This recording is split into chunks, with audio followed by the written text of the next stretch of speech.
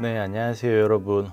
오늘 이렇게 방사선사 그것이 알고 싶다라고 하는 이 주제를 통해서 여러분들하고 소통을 하게 된 을지대학교 보건과학대학 방사선학과의 홍주환 교수라고 합니다. 여러분 온라인으로 만났지만 너무 반갑습니다. 자, 오늘 제가 방사선사라고 하는 직업에 대해서 하나 말씀을 좀 드릴 건데, 방사선사라고 하는 직업을 하러 확인하기 전에는 여러분들 먼저 방사선이라고 하는 내용을 여러분들의 의견을 한번 생각을 해봤습니다. 일반적으로 방사선이라고 하면 왜 눈에 안 보여요? 그런데 있어요? 아니면 또 느낌이 하나도 없네요. 그리고 여러분들이 병원 가서 어디 아파서 엑스선 촬영을 했을 때 끝나고 나면 아무것도 아니네요, 아무 느낌도 없어요 라고 하는 얘기들을 많이 하더라고요. 그리고 다른 얘기로는 방사선은 위험해요, 아니면 방사선은 무서워요, 아니면 방사선은 이 세상에 없으면 좋겠어요, 이렇게 많은 얘기들을 해주시더라고요. 그래서 이 방사선에 대한 얘기들이 일반적으로는 약간 부정적으로 느껴질 수도 있을 거다라는 생각을 좀 하고 있습니다. 그래서 제가 구글 트렌드라고 하는 이 구글 사이트에서 방사선에 관련된 거를 제가 검색을 한번 해봤어요. 그래서 2004년부터 이제 어제까지 나온 자료를 가지고서 검색을 해봤는데, 방사선으로 검색을 쭉 해보니까 갑자기 위로 뽕긋 올라간 이런 그래프가 아래쪽에 보일 거예요. 이거 딱 보니까 그럼 이때 어떤 날이었나 봤더니 2011년 3월 달이더라고요. 그래서 2011년 3월 달에 이렇게 또 찾아보면 일본에서 있었던 이 원자력 발전소에 폭발 사고가 있었던 그런 날이었더라고요. 네, 이런 부분만 보더라도 사실 방사선에 관련돼서는 굉장히 우리가 무섭다라고 느낄 수도 있을 겁니다. 자, 그리고 그 다음에 하나를 더 검색을 한번 해봤는데요. 여러분들 잘 알고 있는 이 체르노빌이라고 하는 지역에 이 원전 폭발 사건이 있었던 그 시기에 대해서 한번 또 검색을 해봤는데, 이 아래쪽에 그래프를 보면 두 개의 그래프가 중간에 하나, 오른쪽 끝에 하나 이렇게 볼록볼록 올라와 있는 거 볼 수가 있을 거예요. 자, 그런데 왼쪽에 가운데쯤에 볼록 올라온 데는 앞에서 본 거랑 똑같이 일본의 후쿠시마 원전 사고가 있었던 그 달에 2011년 3월 달에 이렇게 많은 검색이 됐었던 거고요. 그 다음에 2019년 6월 달에는 이 미국에서 방영된 이 드라마 중에 체르노빌 관련된 드라마가 있었는데, 드라마가 이제 개봉이 되고 나서 갑자기 또 이렇게 검색 순위가 굉장히 올라간 걸 볼 수 있습니다. 이 내용을 좀 놓고 보면 굉장히 방사선이라고 하는 거는 우리 일상에 가깝게는 있지만 조금 무섭게 느껴진다라고 하는 그런 내용들을 좀 담고 있는 게 아닐까라는 생각을 하고 있어요. 자, 그런데 우리는 오늘 방사선사라고 하는 이 직업에 대해서 한번 얘기를 해볼 건데, 방사선사라고 하면 앞에서 얘기한 것처럼 방사선이라고 하는 여러분들이 일반적으로 무섭게 생각하는 이런 이름을 달고 있는 직업인데요. 전혀 무섭게 생각을 하지 않으셔도 됩니다. 이 방사선사라고 하는 직업은 눈에 보이지도 않고 잡히지도 않고 냄새도 없는 이런 방사선을 이용을 해서 우리 인체의 내부 장기들이나 그 다음에 질병들을 우리가 눈으로 볼 수 있게 해주는 그런 직업을 얘기를 합니다. 그래서 화면에 보이는 것처럼 이 규정된 의료기술을 토대로 각종 방사선 관련 장치를 조작을 해요. 그래서 매우 위험하지 않고 굉장히 잘 관리가 되어 있고 우리가 원하는 만큼 사용을 할 수 있는 그런 직업을 가지고 있습니다. 그래서 이 방사선사라고 하는 직업은 인체의 질병이나 장애 이런 것들을 진단하기 위해서 의료 영상들을 촬영을 하고요. 또는 암이라고 하는 이 무서운 질병을 이 방사선이라고 하는 걸 이용을 해서 우리가 치료를 하기도 합니다. 그래서 여러분들 화면에 보이는 것처럼 여러분들은 지금까지 병원에 안 가보신 분 없을 거고요. 병원에 가서 이런 사진 같은 거를 한번 보신 적이 있었을 거예요. 이런 것들은 여러분들이 실제로 병원에 가셔서 방사선사라고 하는 선생님을 통해서 흉부 엑스선 촬영을 하게 된 그런 영상이죠.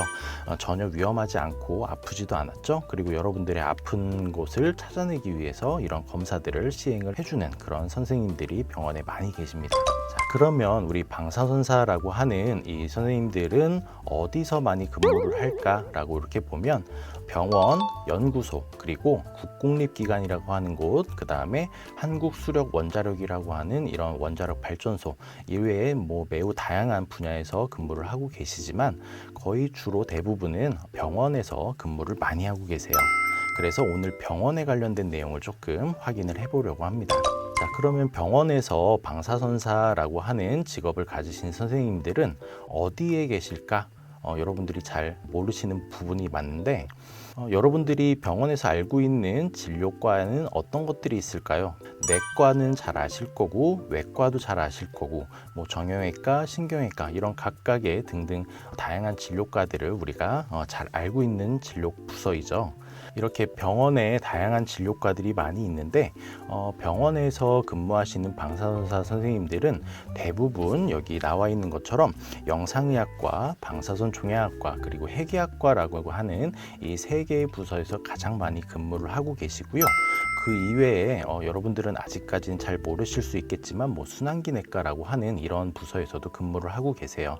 이 중에 우리 가장 대표적으로 제가 앞에서 말씀드렸었던 영상의학과, 방사선종양학과 그리고 해계학과에 대해서 근무하시는 방사선사 선생님들의 업무를 한번 보도록 할게요. 자, 먼저 우리 영상의학과라고 하는데 우리 앞에서 여러분들한테 잠깐 보여줬었죠. 흉부 X선 촬영은 여러분들 지금까지 한 번쯤은 다 촬영해 보신 그런 영상일 거예요. 그 영상을 만들어내시는 분들이 계신 곳이 영상의학과거든요. 그래서 영상의학과는 우리 인체 내부를 영상화하고 그리고 질병을 치료를 하거나 또는 이렇게 인체 내부를 영상화한 이런 영상들을 처리를 하고 전송을 하는 이런 업무로 근무를 하고 계십니다. 그래서 영상의학과 안에는 일반 촬영, 수시조형 촬영, 초음파 그리고 여러분들 잘 알고 계시는 CT나 MRI 이런 다양한 장비들을 이용해서 인체 내부를 영상화하거나 질병을 치료하는 그런 근무를 하고 계세요. 사진을 보시게 되면 여러분들 이런 사진 어디선가 한 번씩은 꼭 보셨을 거라고 생각을 합니다. 그래서 우리가 이런 영상들을 통해서 질병을 진단을 할 수 있는 그런 부서가 되겠습니다. 자, 그리고 두 번째로는 방사선종양학과라고 하는 곳인데요. 방사선종양학과는 앞에서 얘기한 영상의학과는 조금 다르게 매우 높은 에너지의 방사선이라고 하는 것을 이용을 해서 암세포의 유전 정보를 파괴해서 암세포를 사멸시키고 암을 치료하는 그런 업무에 종사를 하고 있어요. 그래서 저도 방사선종양학과라고 하는 곳에서 저도 근무를 했었습니다. 장비를 한번 보게 되면 조금 생소한 이런 모습의 장비들을 볼 수가 있습니다. 자, 그리고 세 번째로 보게 되면 해계학과라고 하는 곳이 있는데요. 해계학과는 인체의 해부학적인 그리고 생리학적인 상태들을 진단하거나 치료하는 부서로 앞에서 얘기한 영상의학과하고 방사선종양학과는 밖에서부터 발생된 방사선이 우리 몸 안으로 들어왔다가 밖으로 나간다라고 보면 해계학과는 반대로 방사성 동위원소라고 하는 이런 약물을 인체에 주입을 하고 거기서 모여진 방사선이 이제 몸 밖으로 나가서 이제 인체가 정말로 제대로 정상적인 작동을 하는지 이런 것들을 확인하는 그런 부서가 되겠습니다. 사진 간단히 보면 이런 사진으로 이렇게 장비가 되어 있는 걸 좀 볼 수가 있습니다. 그러면 우리 방사선사라고 하는 이런 직업군은 어떤 노력을 하고 어떤 사람이 되면 좋겠는지 한번 보게 되면 첫 번째로는 방사선을 이용을 하는 그런 직업군이고 방사선이라고 하는 것은 잘못 쓰면 위험한 거지만 저희가 깊게 공부를 하고 잘 사용을 하면 굉장히 우리에게 이로운 그런 부분이 있습니다. 그래서 방사선에 대한 이해도가 굉장히 높아야 되고요. 그리고 병원에서 근무를 하시는 분들이 많기 때문에 우리 인체에 대한 이해도가 좀 많이 높아야 됩니다. 그리고 병원이라는 곳은 우리가 그냥 일반적인 사람이 오는 것이 아니라 아프신 분들이 오는 거죠. 그러다 보니까 이 질병에 대한 이해도도 상당히 높아야 된다라고 볼 수도 있겠습니다. 그리고 환자에 대한 책임감, 봉사정신이 굉장히 좀 투철한 그런 사람이 방사선사가 됐으면 좋겠고요. 또한 방사선사라고 하는 직업에 대한 사명감 역시 가지고 있는 게 좋을 거다라고 생각을 하고 있습니다. 이렇게 해서 방사선사에 대해서 간략하게 우리가 좀 알아봤는데요. 병원에서 근무하시는 방사선사 선생님들에 대해서 주로 얘기했지만, 방사선사라고 하는 직업군을 통해서 여러분들이 병원 이외에도 다양한 곳으로 여러분들의 진로를 탐색할 수 있기 때문에 여러분들께서는 이 방사선사라고 하는 직업에 큰 이해도와 관심을 가지고 꼭 한 번씩 찾아봐 주셨으면 감사하겠습니다.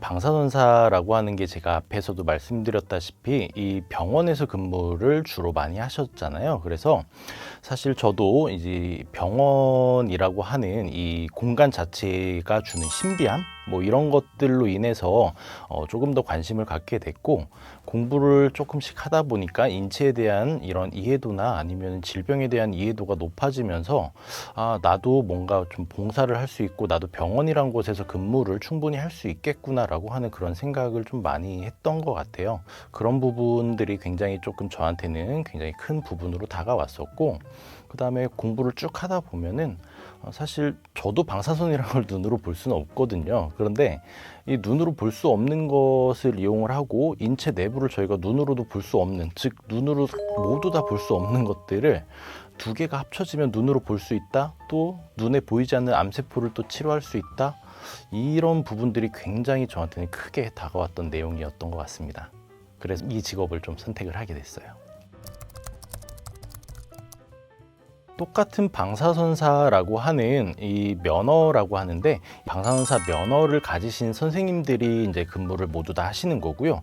거기에 계신 선생님들은 이제 각각 일정한 기간을 두고 일반 촬영을 했다가 CT 촬영도 하셨다가 MRI 촬영도 하시고 이렇게 각각의 부서를 돌아가면서 다 근무를 하고 계십니다. 그래서 여러분들께서 뭐 만약에 병원 가서 이제 흉부 엑스레이 촬영을 했다, 아니면 CT 촬영을 했다, MRI 촬영을 했다, 모두 다 동일한 방사선사 선생님들께서 해주신 거다라고 생각하시면 됩니다. 일단 장점이라고 하게 되면은 병원이라고 하는 곳에 일단 출근을 할 때부터 마음가짐이 좀 달라지긴 합니다. 물론 모든 직장을 갖고 계신 분들은 출근할 때 마음가짐이 다 새롭게 리프레시가 되겠지만, 특히 병원에서 근무를 하게 되면은 오늘은 어떤 환자들을 보게 될지, 그리고 그 환자분들은 어떤 상태일지, 이런 것들이 굉장히 매번 다르게 다가오기 때문에 그런 분들을 새롭게 만나고 그런 분들을 어떻게 조금이나마 우리가 위로를 해드리고 어떻게나마 곧 정확하게 검사를 해드릴 수 있을까라고 하는 그런 고민들을 많이 하게 되고요. 단점은 사실 딱히 크게 없다고는 생각이 듭니다.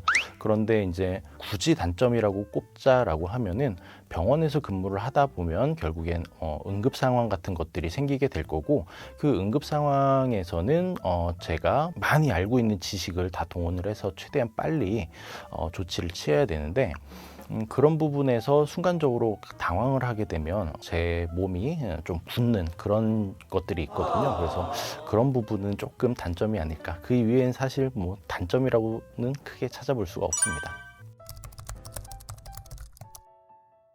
네, 저로 인해서 이 방사선에 대한 이런 무서움이라든지 조금의 오해가 조금 풀리기를 좀 바라고요. 사실은 이 병원에서 많이 주로 근무를 하고 계시기 때문에 이 생명에 대한 이 신비로움, 그리고 생명을 유지를 해야 된다라고 하는 이런 사명감, 이런 것들이 있다면 사실 한 번쯤은 꼭 도전해 볼 만한 그런 가치 있는 직업이 아닐까 싶은 생각이 있습니다. 특히나 지금처럼 이 코비드19 시국에는 사실은 의사, 간호사 선생님들 많은 분들이 계시지만 그 안에는 사실 호흡계통 이 검사를 위해서 방사선사 선생님들도 이 모든 방호복을 입고서 모두 다 근무지에서 코로나로 인해서 굉장히 힘든 하루하루를 보내고 계시거든요. 이렇듯이 여러분들 주변에 있는 분들을 다 돌볼 수 있는 그런 직업이 아닐까라는 생각을 하고 있습니다. 그래서 여러분들도 꼭 한번 도전해 보셨으면 좋겠습니다. 청소년분들의 꿈을 응원하겠습니다. 화이팅!